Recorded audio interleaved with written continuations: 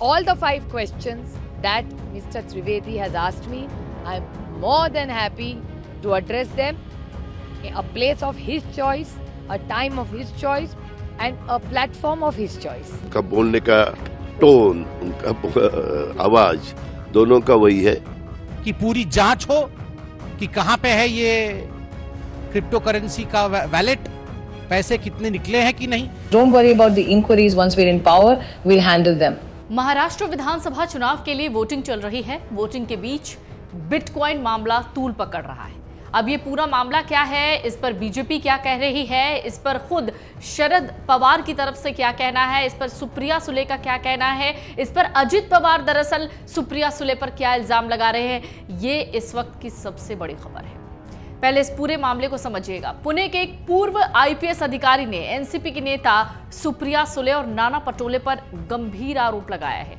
कहा है उन्होंने 2018 में बिटकॉइन की हेराफेरी करके उस पैसे का इस्तेमाल विधानसभा चुनाव में किया है। अब इस मामले पर सुले ने सफाई दी। सुप्रिया ने कहा, बीजेपी के प्रवक्ता ने प्रेस कॉन्फ्रेंस की, मुझे कई लोगों ने फोन किया, मैंने सुधांशु त्रिवेदी के खिलाफ आपराधिक मानहानि का नोटिस दिया है। आपको बता दें, बीजेपी ने सुप्रिया सुले और नाना पटोले पर बिटकॉइन ट्रांजैक्शन का आरोप लगाया था।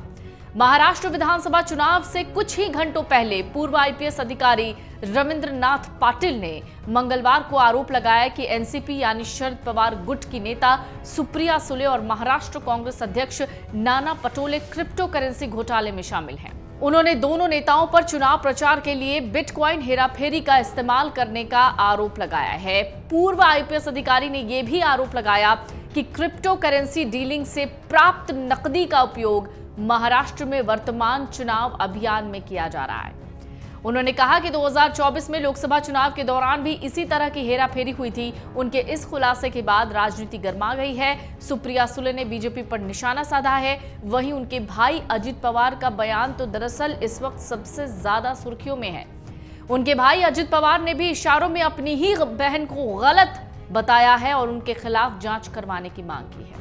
रविंद्रनाथ पाटिल ने कहा है 2018 के बिटकॉइन क्रिप्टो करेंसी यानी ये जो रविंद्रनाथ पाटिल ने, उन्होंने ही सुप्रिया सुले पर इल्जाम लगाया है और नाना पटोले पर। उन्होंने कहा 2018 के बिटकॉइन क्रिप्टो करेंसी घोटाले में फॉरेंसिक ऑडिट के लिए मेरी कंपनी KPMG को अपॉइंट किया गया था, उसको मैंने लीड किया था। साल 2022 में मुझे उसी केस के आरोप में गिरफ्तार किया गया। मैंने 14 महीने जेल में बिताए। इस दौरान वो ये पता लगाने की कोशिश कर रहे थे कि क्या उन्हें फंसाया गया है, तो क्यों फंसाया गया है। रविंद्रनाथ ने यह भी कहा कि उनके सहयोगियों ने तथ्यों तक पहुंचने के लिए काम करना जारी रखा।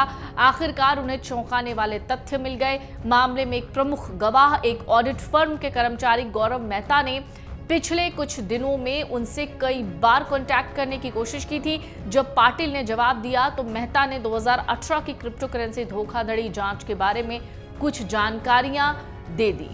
मेहता ने आरोप लगाया कि क्रिप्टो करेंसी व्यापारी अमित भारद्वाज की गिरफ्तारी के दौरान बिटकॉइन युक्त एक हार्डवेयर वॉलेट जब्त किया गया था। पाटिल ने बताया, मेहता ने सोशल मीडिया ऐप सिग्नल पर कई वॉइस रिकॉर्डिंग भेजी। इसमें सुप्रिया सुले के मैसेजेस भी थे जिसमें बिटकॉइन के बदले नकदी मांगी गई थी। ऑडियो रिकॉर्डिंग में सुले ने कथित तौर पर मेहता को आश्वासन दिया कि जांच के बारे में चिंता करने की कोई जरूरत नहीं है क्योंकि वो सत्ता में आने के बाद इसे संभाल लेंगे। Boss, why don't you go ahead and cash out all the bitcoins? The prices are favorable right now, and with the elections approaching, we're going to need substantial funds. Don't worry about the inquiries. Once we're in power, we'll handle them. Just get it done. Boss Gaurav, what's happening? None of you people are responding. Don't play games with me at all. Gupta is vanished, but what happens to money then? He says all bitcoins and cash is with you.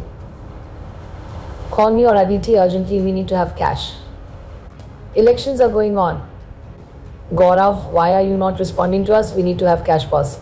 एक दूसरा recording है जिसमें कथित तौर पर नाना पटोले को नकदी लेन then में देरी के बारे में पूछताछ करते हुए सुना गया।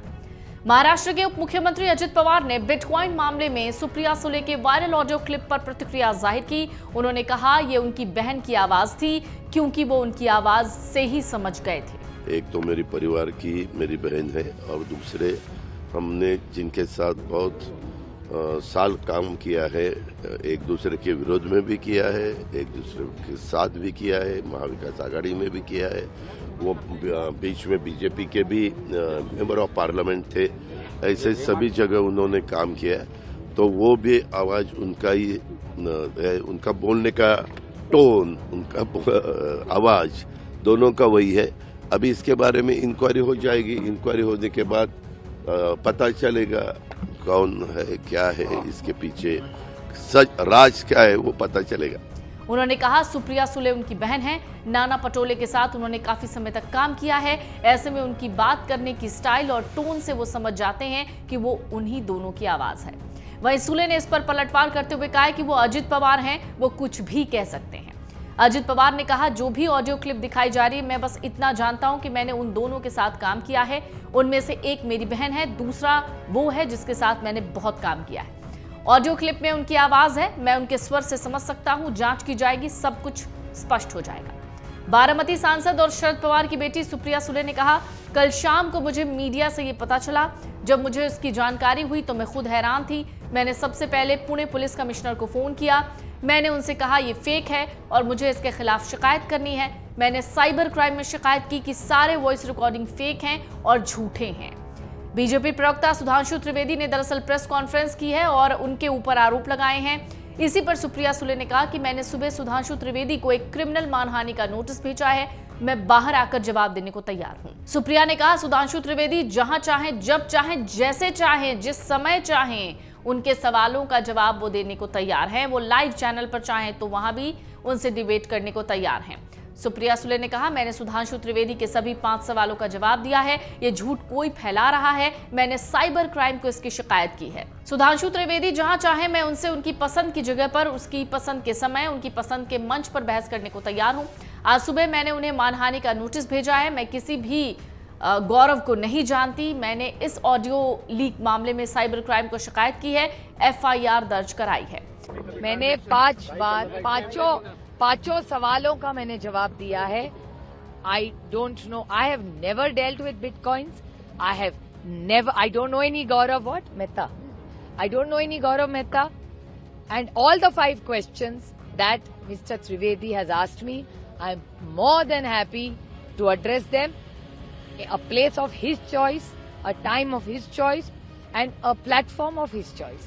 पांचों झूठ है और इसीलिए झूठ है क्योंकि उन्होंने स्पष्टीकरण मांगा है कि ये सारे आरोप झूठ है। क्योंकि जब मुझे आए तो मैंने पहले क्राइम जो पुलिस है, मैंने पहला फोन जब मेरे हाथ में सब आया तो पुलिस कमिश्नर को किया था पुणे की, और मैं उन्होंने कहा भैया ये झूठ कोई स्प्रेड कर रहा है। उन्होंने बोला मुझे आप कंप्लेन कर दीजिए। मैंने फट से एक कंप्लेन कर दिए साइबर क्राइम को, जो मैंने कल ट्वीट की, आपको मिली है? हाँ, तो मैंने साइबर क्राइम को ट्वीट की है और ईमेल से उनको भेजा है कल। उसके बाद जब श्री त्रिवेदी जी ने उनकी प्रेस कॉन्फ्रेंस की, मुझे 5 सवाल पूछे, 5 के जवाब मैंने तो दे दिए हैं।